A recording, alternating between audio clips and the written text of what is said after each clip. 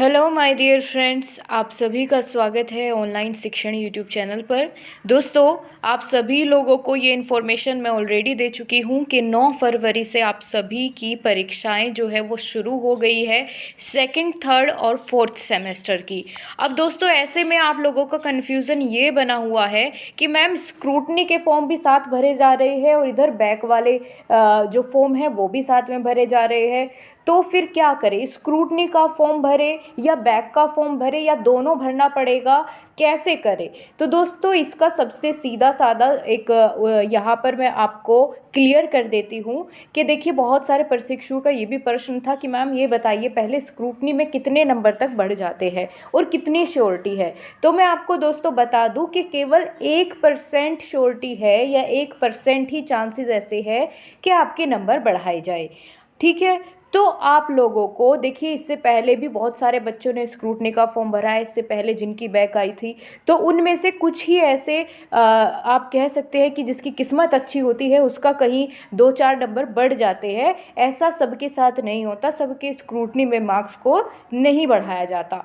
तो ऐसे में अब फिर क्या करें? क्या स्क्रूटनी के भरोसे बैठना ठीक रहेगा? क्योंकि दोस्तों, अगर आपने स्क्रूटनी के भरोसे आप रहे और बैक का फॉर्म नहीं भरा, तो बैक का फॉर्म नहीं भरोगे तो बैक पेपर देने को नहीं मिलेगा, और स्क्रूटनी में बाई चांस नंबर ना बढ़ाए गए तो आप ये समझ के चलिए कि आपका 1 साल और लेट हो जाएगा। तो ऐसा करना खतरे से खाली नहीं है, ये और ज़्यादा मुसीबत खड़ी करेगा। तो ऐसे में मैं आपको यहाँ पर स्क्रूटनी का फॉर्म भरने की सलाह तभी दूंगी जब आपको लगता हो कि आपने बहुत अच्छा पेपर किया था और उसमें आपके मार्क्स और ज़्यादा बढ़ने चाहिए। ठीक है, तभी स्क्रूटनी के फॉर्म को भरने का कुछ लाभ हो सकता है अगर आपके पासिंग मार्क्स से 1-2 नंबर ही कम है। ठीक है, बहुत कम चांसेस होते हैं स्क्रूटनी में आपके मार्क्स बढ़ने की। तो ऐसे में आपके पास जो बैक पेपर देने का मौका है, इसको आप लोग नहीं गंवाएंगे। तो अपना बैक फॉर्म आप लोग ज़रूर से भर ले। अब दोस्तों, ये भी डाउट आप लोगों में से कई सारे प्रशिक्षुओं का था कि कौन से सेमेस्टर का हमें बैक पेपर देना पड़ेगा। तो मैं आपको क्लियर कर देती हूँ दोस्तों। सबसे पहले मैं बात करूँगी फोर्थ सेमेस्टर वाले बच्चों की, जिन्होंने फोर्थ सेमेस्टर के एग्ज़ाम दिए थे और उनकी किसी 1 या 2 विषय में बैक लग गई है।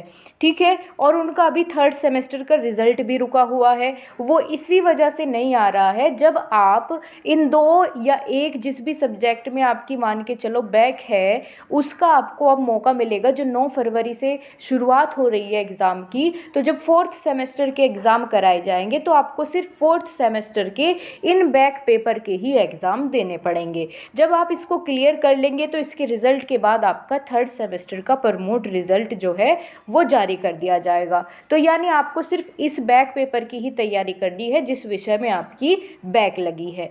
अगर बाय चांस किसी भी प्रशिक्षु की 3 या 3 से ज़्यादा सब्जेक्ट में बैक है, तो दोस्तों आपको फोर्थ सेमेस्टर के सारे ही पेपर देने पड़ेंगे। ऐसे में आपको यहाँ पर कोई रिलीफ नहीं मिलने वाला। ऐसे में आप पूरे सारे सब्जेक्ट के बैक पेपर आपको देने पड़ेंगे।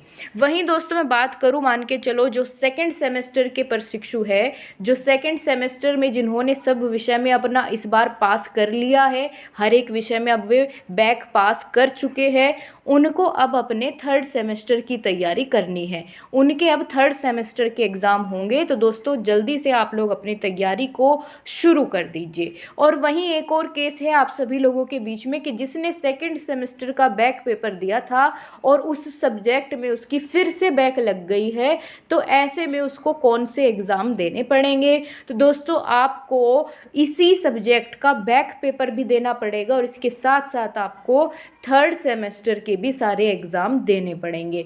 तो ये तो बात हो गई आपको कौन कौन से एग्ज़ाम देने हैं। यही मैंने आपको ये भी बता दिया कि स्क्रूटनी में दोस्तों 2-4 नंबर ही बढ़ते हैं और बहुत कम प्रशिक्षु को ऐसा होता है कि जिनके नंबर बढ़ाए जाते हैं। इस चीज़ की कोई भी श्योरिटी नहीं रहती है कि आपके नंबर बढ़ाए ही जाएंगे। ये तो एक अपनी आत्मसंतुष्टि के लिए होता है कि अगर किसी को लगता है उसका बहुत अच्छा पेपर गया है, उसके साथ नाइंसाफ़ी हुई है, गलत मार्किंग की गई है, तो ऐसे में उसको ये मौका दिया जाता है कि स्क्रूटनी के माध्यम से उसमें अगर कहीं कमी रह जाती है, गलती हो जाती है मार्क्स जोड़ने में, तो उसको सुधारा जाए।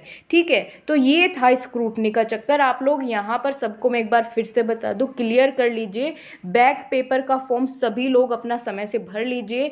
ठीक है, यही मौका है, इसको मत आप लोग अपने हाथ से जाने दीजिए और इतनी अच्छी तैयारी आप लोग अपनी रखिए कि कोई भी एग्जामिनर कॉपी चेक कर ले, कितनी हार्ड मार्किंग हो, आपके वहाँ पर इस बार कम नंबर बिल्कुल ना आए। ठीक है, और आपकी परसेंटेज भी मैटर करती है। एकेडमिक्स में जब आप सुपर टेट का एग्ज़ाम देंगे उसके बाद 40% का जो है ये आपके एकेडमिक्स का ही रहता है, तो वहाँ पर दोस्तों आपके डीएलएड वाले मार्क्स भी जुड़ते हैं। तो अपनी परसेंटेज को बढ़ाने की पूरी कोशिश करिए। अगर आपको बैक पेपर देने का यहाँ पर मौका भी मिल रहा है तो उसके साथ साथ आप सिर्फ पास करने की नहीं सोचेंगे, बल्कि बहुत अच्छे मार्क्स लाने की आपको यहाँ पर तैयारी करनी है। अभी 1 महीने का लगभग आपके पास पूरा समय है, बहुत अच्छे से आपकी तैयारी हो जाएगी, हड़बड़ाना नहीं है, काफ़ी समय है। ठीक है, बस तैयारी आप अपनी जारी कर दीजिए। 3rd सेमेस्टर की मैराथन क्लास मैं आपकी मंडे से स्टार्ट करूँगी। ठीक है, तब तक आपके पास जो भी मटेरियल है आप उसको पढ़ लीजिए। और बाकी अगर बात करूँ जिसकी 4th सेमेस्टर का जिसको एग्ज़ाम देना है, तो 4th सेमेस्टर की सारी क्लासेस चैनल पर अपलोड है, मैराथन क्लास भी। अगर आप उनके सिर्फ मैराथन भी देख लेंगे तो आप बहुत अच्छे नंबरों से 4th सेमेस्टर को पास कर ले जाएंगे। ठीक है दोस्तों, तो मेरे ख्याल से अब आपको कोई डाउट यहाँ पर नहीं रहा होगा। अगर फिर भी कोई डाउट आपका दोस्तों बचता है तो आप कमेंट बॉक्स में ज़रूर लिख दीजिए और परेशान नहीं होना है। ठीक है, सभी चीज़ों का हल होगा और अपना बस एक ही अब आपको लक्ष्य रखना है कि अच्छे से अच्छा स्कोर करना है इस बार, कितनी भी चाहे हार्ड मार्किंग कर ले, लेकिन बैक नहीं आनी है और स्कोर भी अच्छा आपको करना है। ठीक है दोस्तों, तो इसी के साथ मैं अपनी बातों को यहीं पर समाप्त करती हूँ। आपसे फिर मिलूंगी। अगर कोई भी डाउट है कमेंट बॉक्स में कमेंट कर दीजिए आप, मैं उसको देख करके अगर लगता है कि यहाँ पर ये जेन्युइन सब यही कमेंट पूछ रहे हैं, यही डाउट है आप सबका, तो मैं उस पर वीडियो आपको जल्दी प्रोवाइड करूँगी।